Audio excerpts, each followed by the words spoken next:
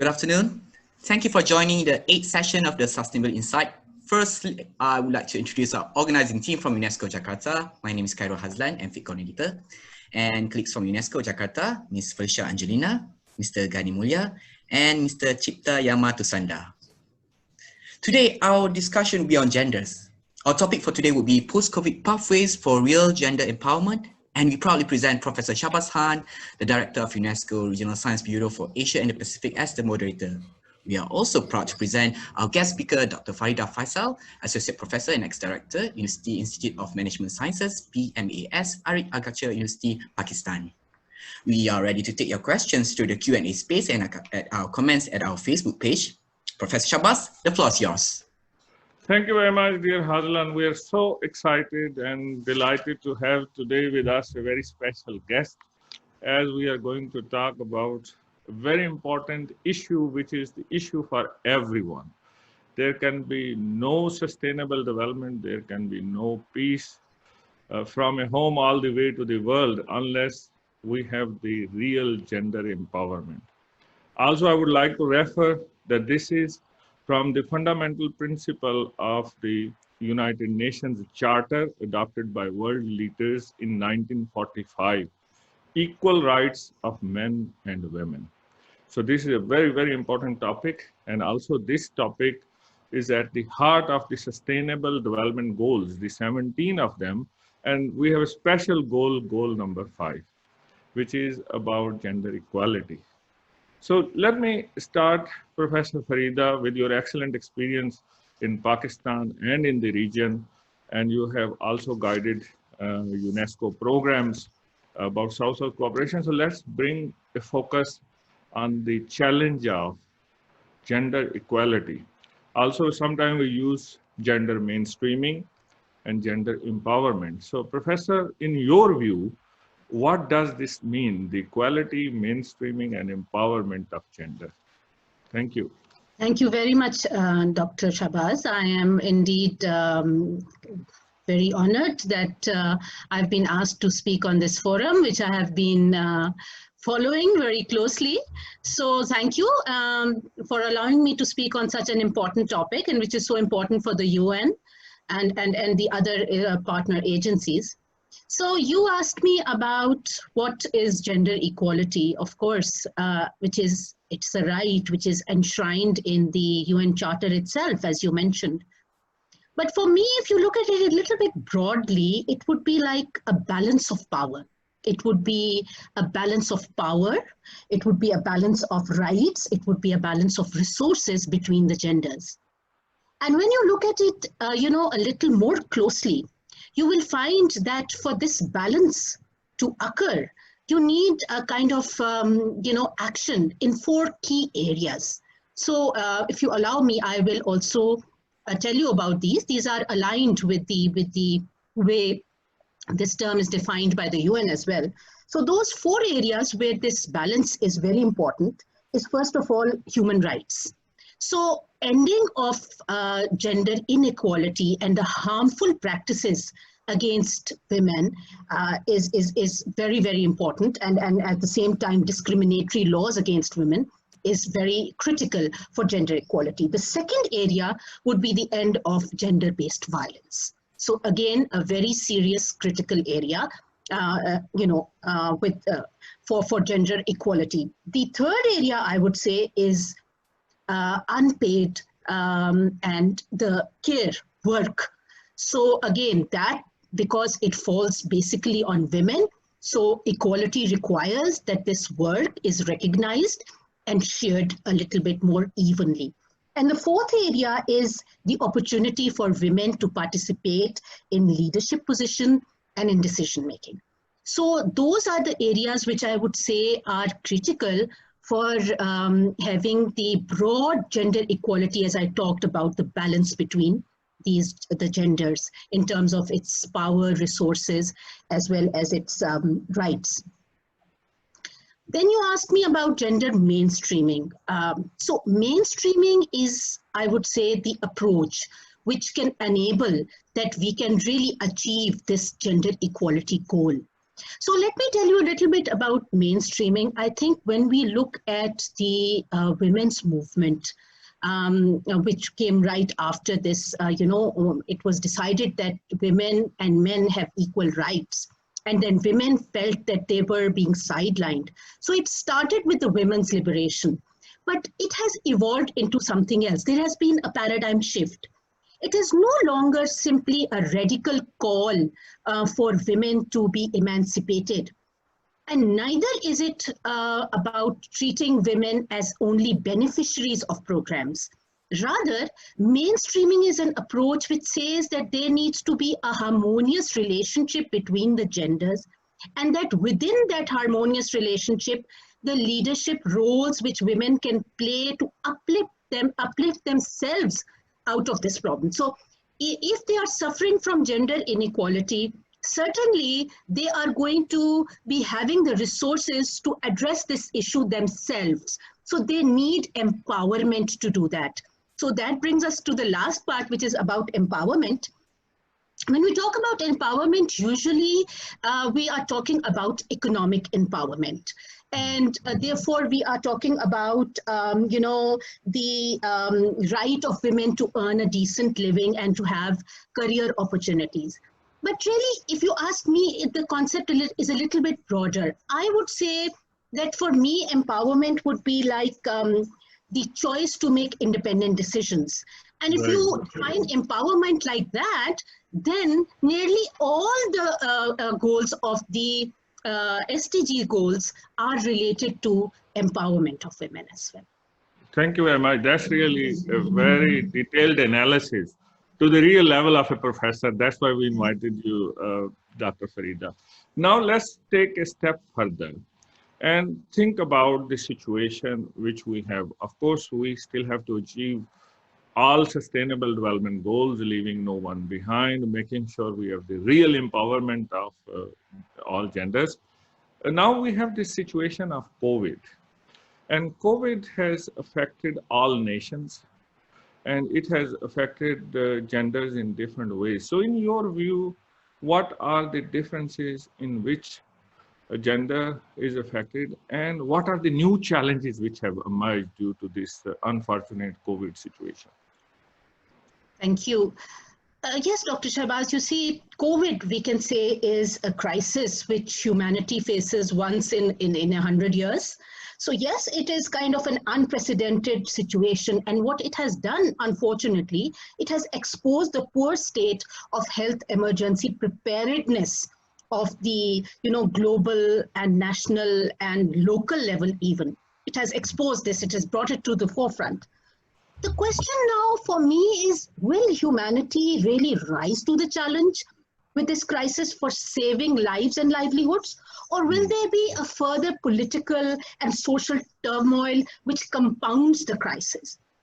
If you look at it from the point of view of women and gender mainstreaming, you would understand that now is the time to build back better. But in order to do that, we first need to understand how the COVID has exacerbated the problems which women were already facing. So these are the areas which we need to consider.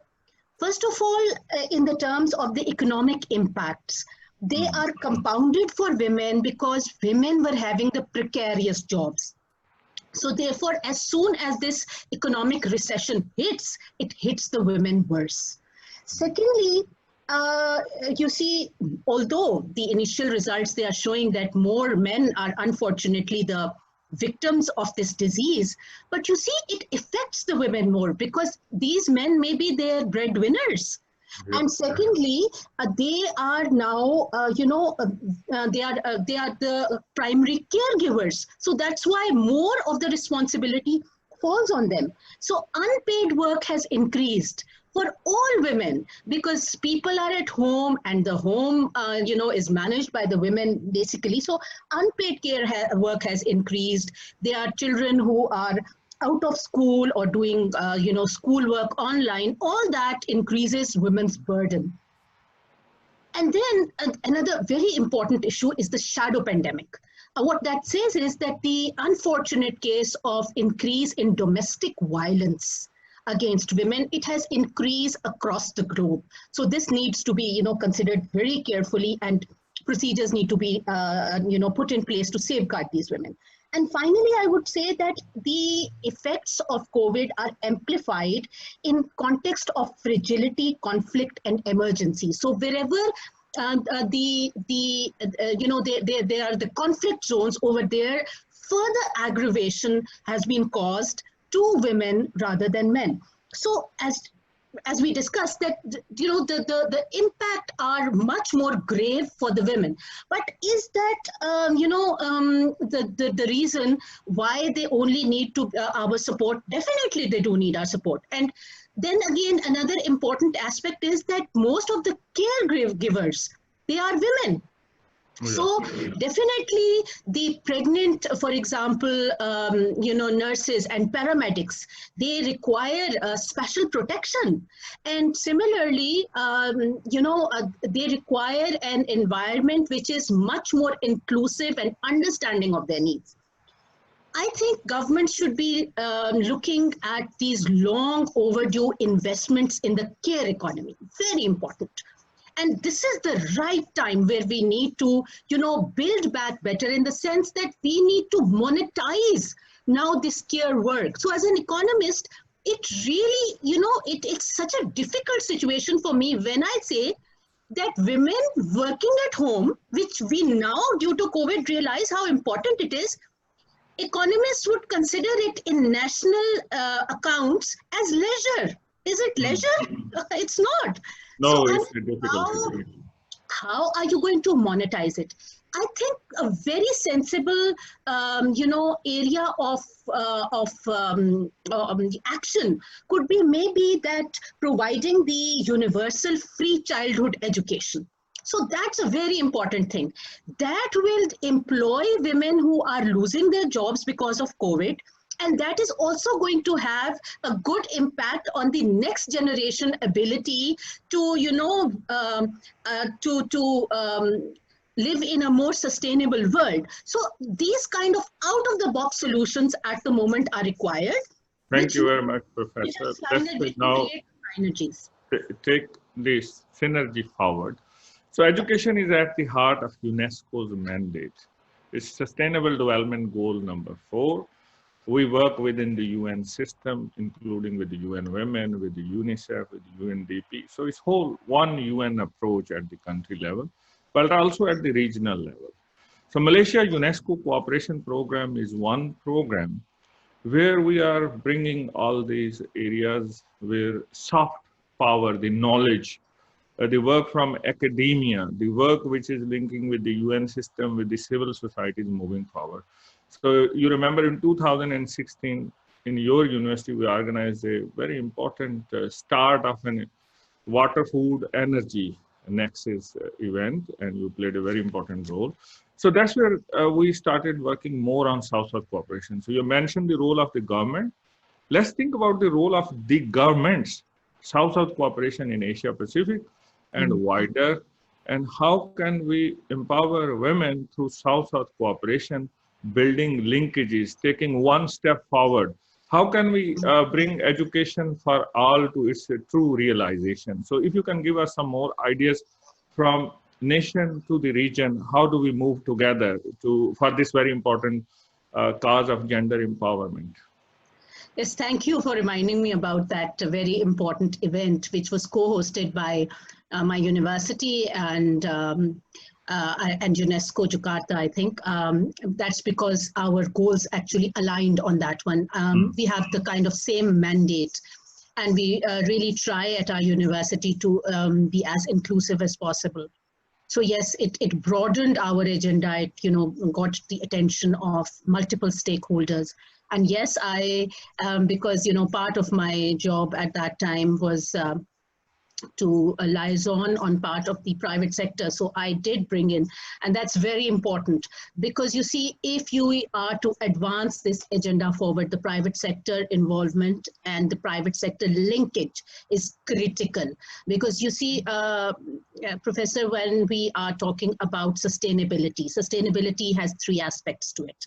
It has the environmental aspect, it has the social aspect, and it has the economic aspect. So it is not possible that, you know, this kind of agenda can only be financed by one agency. No, it needs broader ownership.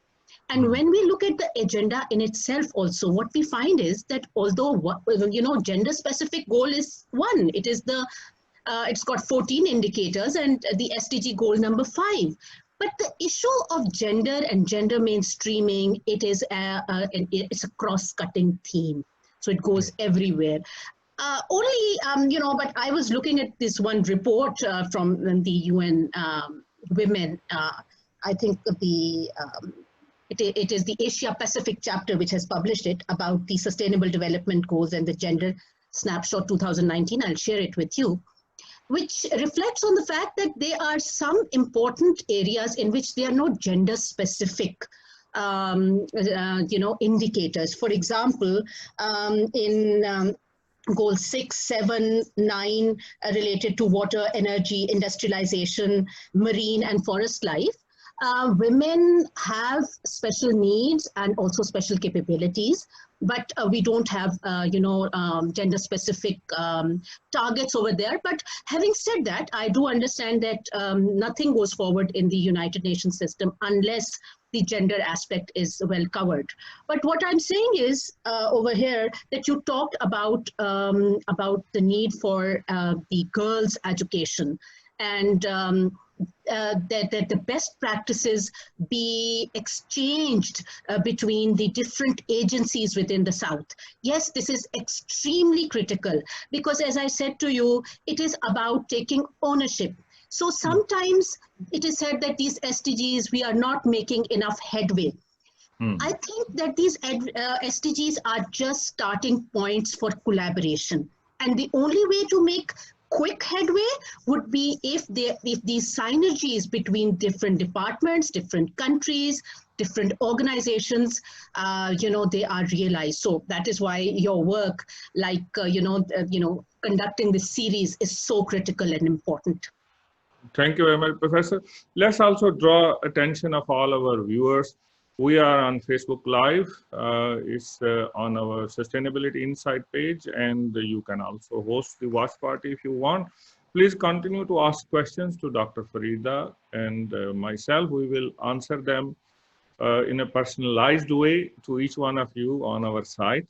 So let's now go back to the issue of basic literacy and skills. There are 750 million adults without basic literacy skills, and 2/3 of them are women, so, and girls, I would say. And also we have a big imbalance in terms of world researchers. The higher level of researchers, only 30% are women. And also there are serious threats to journalists, women journalists. So there are those kind of imperatives. In UNESCO, we have a UNESCO science report, we have a UNESCO education report. So gender comes as a very strong area for us. It's a global priority for UNESCO and for the UN system. We are working together. So now there are barriers for empowerment for the women to be in leadership positions. And those barriers need to be overcome. So can you give your perspective? What are those barriers which are stopping us from women to have the equal share at the leadership level? And as in UNESCO, we say leaky pipe. So when we start primary education, so there are both genders well represented. As we go level above and above to the leadership positions, there are lesser and lesser women. So how do we empower both genders, and how do we overcome barriers? In your views, what are the biggest impediments? Why we have such kinds of statistics which are not favoring women? These are not just statistics, Professor Shahbaz. In management science literature, we refer it to as the glass ceiling. So it's very real. And a lot of academic research has investigated why this phenomena is so pervasive. I mean, it's there in every culture, in every society, even the most advanced countries in the world are facing it. So yes, I mean, that's the thing about development on gender issues. There can be a reversal. So, I mean, but I'm not talking about reversals here. I am, you know, your question is about the existence of this glass ceiling. Yes, it is there. And they are multiple and I would say interlinked causes behind, you know, the existence of this. But I would say that, yes, the cultural one and the structural one, which really is the greatest impediment, very difficult to understand, because now you see what has happened. You rightly pointed out, I mean, women's issues have been in the discussion at policy forums since 1945. So definitely now we are making all the right noises. Right? But women will tell you that these are sometimes lip service. And really, when they go to work and when they want or claim to be treated in the same way as men are, their skills are underrated by the status quo. Right. So, I mean, if you ask me as a leader or as a manager in a public sector organization, the first thing that we are maybe, you know, compelled to do or you know, we feel that there's a pressure on us to prove ourselves, to kind of man up. But we don't really have to man up at all. That is when we understand ourselves better. This so-called, you know, stereotypically, not all men are like that, I suppose, stereotypically manly, you know, ways of maneuvering power, they really don't serve the cause of sustainable development at all. And during this COVID time also, Professor Shahbaz, we've seen that countries with female leadership, it seems to have offered, you know, a leadership which is more forthright, which is more empathetic. At the same time, there's clarity of purpose, transformation, leading by example, authentic, inclusive. So all these things women leaders bring to the table. But the thing is that, again, taking them seriously is going to take some time. Obviously, these issues are culturally embedded, but the stereotypes are now being broken, and female leaders, they are taking the lead, particularly during this COVID crisis. Their better strategies and decisiveness is for everyone to see. And in the private sector, I think women, because I interact with a lot of people from the private sector, women managers are more agile, they are more resilient, they are more responsible. So, you know, I think that it is time that that the female talent is given its due recognition. Thank you very much. So it's not the statistic. I fully agree with you. These are the real life challenges from our homes all the way to the corridors of power at the national, at the global level. So we have to understand what is the real cultural impediment there and how do we overcome there. So let's also look into the positive side of things that when I visited your university, I see a lot of excitement in Pakistan and in your university. So many female students are coming forward to study many interesting areas of economics, agriculture, environmental science, business skills. So many of them are excited about ICTs and where the fourth industrial revolution is going. So how do we make sure that this talent, which is from both genders, and the gender which has been left behind, how do we encourage them? They have decent jobs, they get decent internships, and we don't actually fade away this enthusiasm of the young girls and how they are going to become the leaders of today and tomorrow. So what can be the pathways, Professor, there to continue this enthusiasm?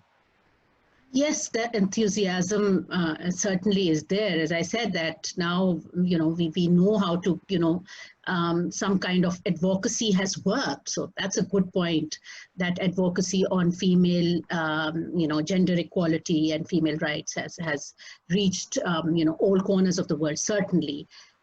But in order for, it to have actually discernible outcomes, I think three areas are extremely critical.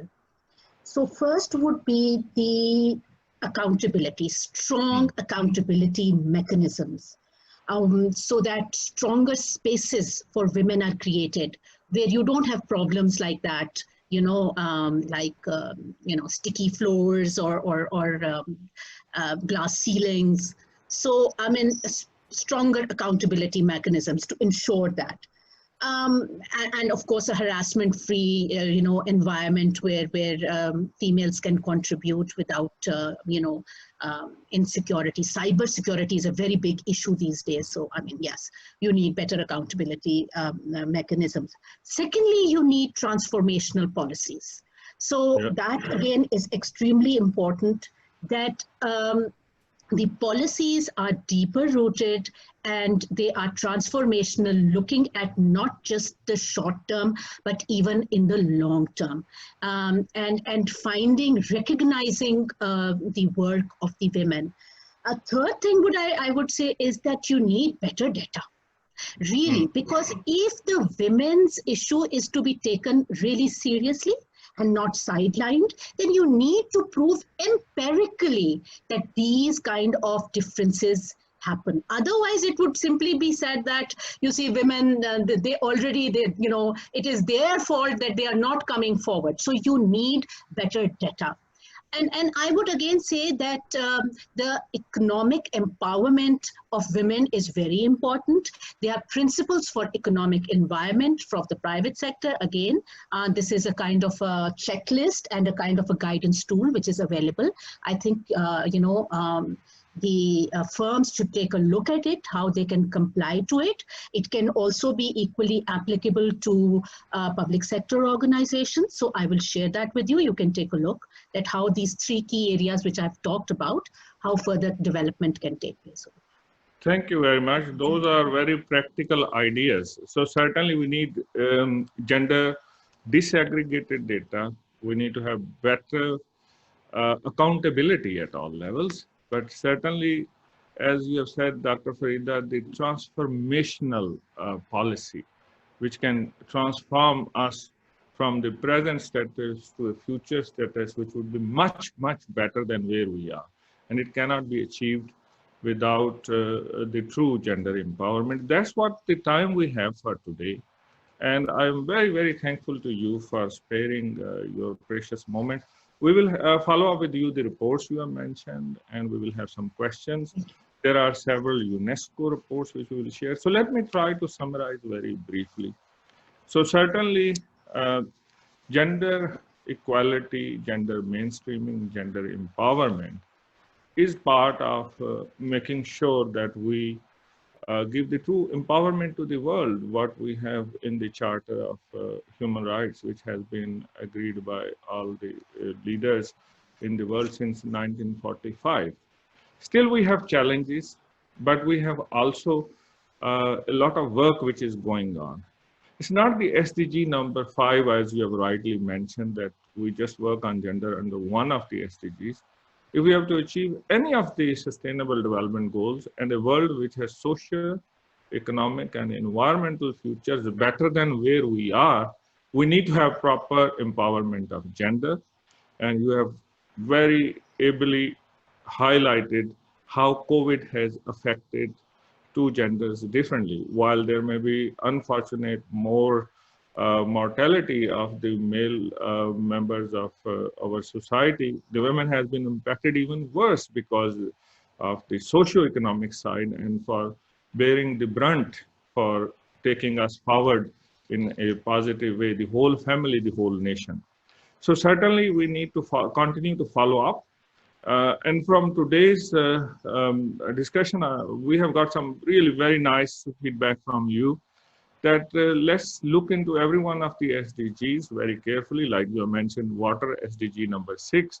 If there has to be water security and sanitation security, we must consider gender very, very carefully. And similarly, if there is anything to do with climate change, which is a very big agenda for the world, the SDG number 13, we must have gender disaggregated data, how populations are being impacted differently, from COVID to water availability to climate change to food security and all those areas. So we continue to work together with you. And thank you for also mentioning the work we started in 2016 in November. So that's the role of UNESCO being a catalyst. It is for the whole society. It's not a donor or a UN entity which can change a nation. The whole nation has to work together, as you mentioned. So your university has taken a very active role. And I saw the enthusiasm in young girls and ladies, and of course men as well. All genders are important. So that needs to continue with proper empowerment, making sure there are decent jobs, making sure there is no glass ceiling. And as you said, there are no sticky floors. We do not want to be stuck on the sticky floors for too long, or if we try to jump, there is a glass ceiling. So we need to get rid of those glass ceilings. So from this program, we will continue to work with the Malaysian government, as with your insight into sustainability for the real transformation of society, for the programs we are putting in education, science, culture, communication, information, in social and human sciences, we will benefit from your experience. And South-South cooperation, as we said, from the national level, how we go to the level of the Asia Pacific, to the level of the world, working together through South-South cooperation, through triangular cooperation, the countries who are more developed versus countries who are in developing stage. So how do we work together? And for that, we need platforms which strongly recognize true gender empowerment. And COVID has been a big challenge for all of us, but it is also an opportunity. UNESCO has a campaign about the gender challenge and gender opportunities. We draw colleagues' attention to that. We will put a link to that and many of the reports from UN Women, which have been mentioned by Dr. Farida, and our related work from the Malaysia UNESCO Cooperation Program. Thank you again. Have a wonderful day. And we will continue this dialogue, and we will continue to follow up with you as our key leader for gender. Being an economist, you know how to monetize. That's our challenge. How do we monetize all services provided by both genders, or all genders, I would say, by all genders. Thank you very much. Hazlan. Thank you, Professor Shahbaz and Dr. Farida, and to all participants who have joined this event. For the next sessions on Sustainability Insight by the Japanese Funding Trust, we will talk about evidence-based for environmental justice and sustainability this coming Thursday, 30th July 2020 at 12 noon Jakarta time.